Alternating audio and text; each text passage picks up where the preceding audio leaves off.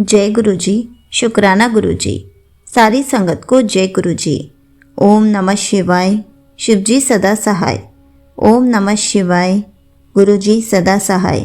शिव पुराण श्री रुद्र संहिता चतुर्थ खंड का चौथा अध्याय, कार्तिकेय की खोज।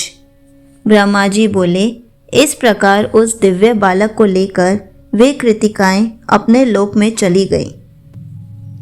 वहां जाकर उन्होंने उस बालक को सुंदर वस्त्रों और आभूषणों से अलंकृत किया और बड़े लाड़ प्यार से उस बच्चे को पालने लगी।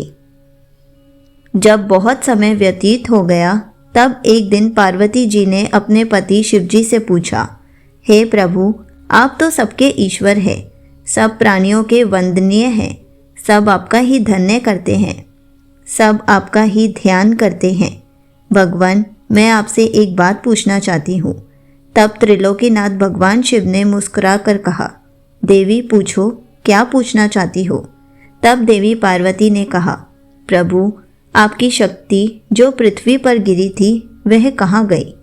देवी पार्वती ने इन वचनों को सुनकर शिवजी ने विष्णु जी, मेरा और सब देवताओं और मुनियों का स्मरण किया।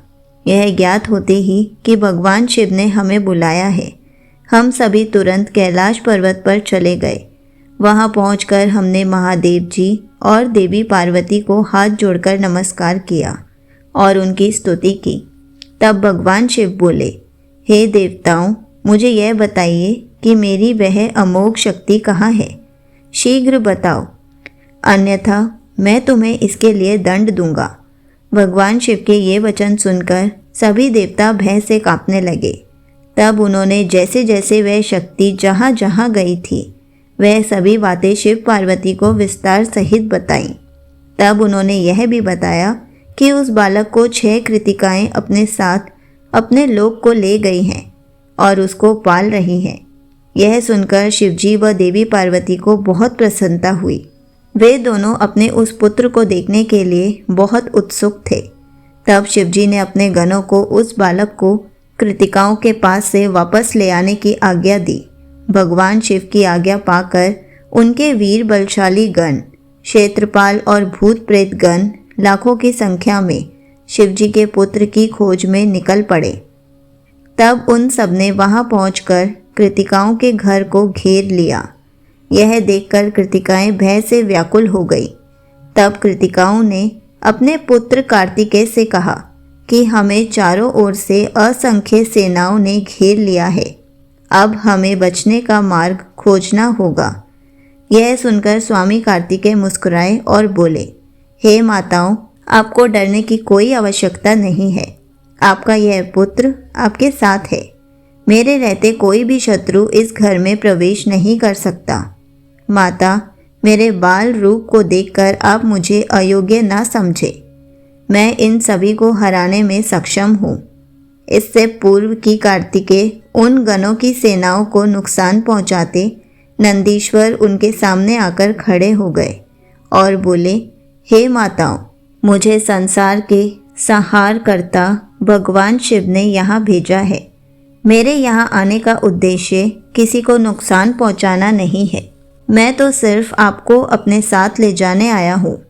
इस समय ब्रह्मा, विष्णु और शिव त्रिदेव आपकी कैलाश पर्वत पर प्रतीक्षा कर रहे हैं तथा आपके लिए चिंतित हैं। आप शीघ्र ही हमारे साथ पृथ्वी पर चलें। आप अभी तक अपने जन्म के उद्देश्य से सर्वथा अनजान हैं। आपका जन्म दैत्यराज तारकासुर का वध करने के लिए ही हुआ है। अतः आप हमारे साथ चलें। वहाँ पृथ्वी लोक पर सब देवताओं सहित स्वयं भगवान शिव आपका अभिषेक करेंगे तथा सब देवता अपनी अपनी दिव्य शक्तियाँ और अस्त्र शस्त्र आपको प्रदान करेंगे। यह सुनकर कार्तिकेय बोले, यदि आपको भगवान शिव ने यहाँ मेरे पास भेजा है तो मैं अवश्य ही उनके दर्शनों के लिए आपके साथ चलूँगा।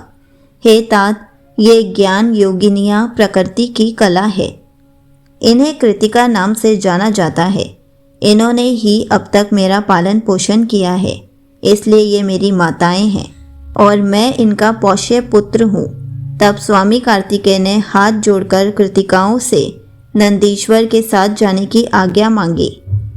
माताओं ने अपना आशीर्वाद देकर उन्हें वहां से जाने की आज्ञा प्रदान कर दी।